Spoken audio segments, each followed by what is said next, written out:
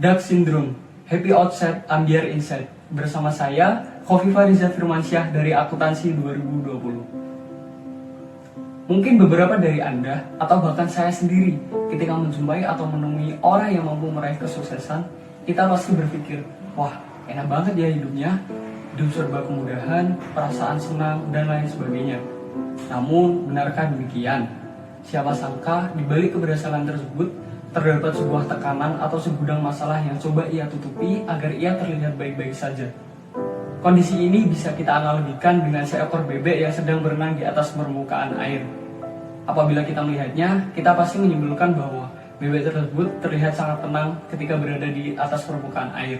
Namun, di balik itu terdapat perjuangan dari kaki bebek tersebut agar badannya tetap berada di atas permukaan air. Kondisi tersebut dapat kita kaitkan dengan kehidupan sehari-hari yang mungkin tidak kita sadari. Seolah-olah kita terlihat tenang dan santai saja. Padahal di balik itu semua terdapat banyak tekanan atau masalah yang coba kita tutupi. Apakah Anda pernah merasakannya? Kalau iya, berarti Anda sedang mengalami Dark Syndrome, di mana kondisi seseorang terlihat tenang dan santai saja, padahal terdapat banyak masalah, tekanan, atau kepanikan dalam mencapai tuntutan hidupnya. Fenomena ini sering kita temui di usia orang yang lebih muda, seperti mahasiswa atau karyawan. Namun tidak menutup kemungkinan, fenomena ini dapat kita temui di orang yang berusia tua. Lantas, apa sih yang dapat menyebabkan terjadinya Dark Syndrome ini?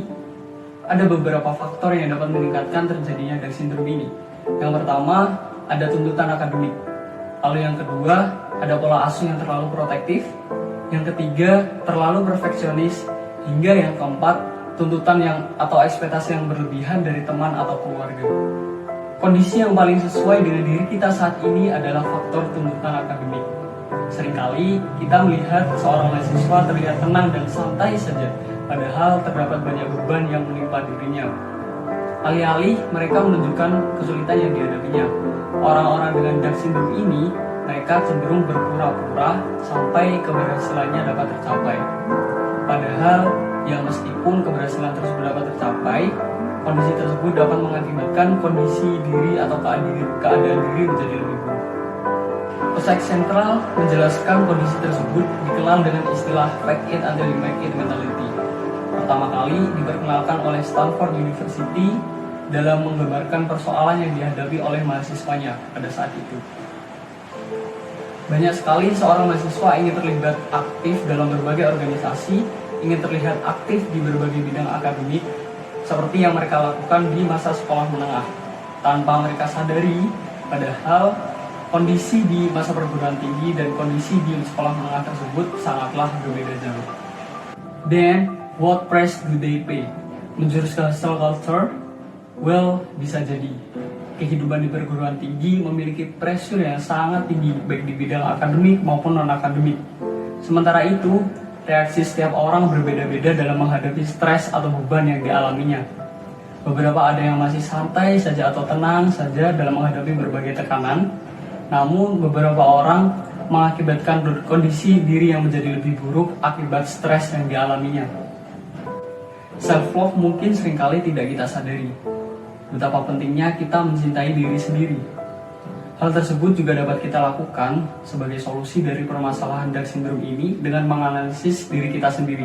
Seberapa kuat sih diri kita dalam menghadapi tekanan atau beban yang dialami? Mungkin jika kita melihat orang yang lebih aktif, kita akan semakin termotivasi.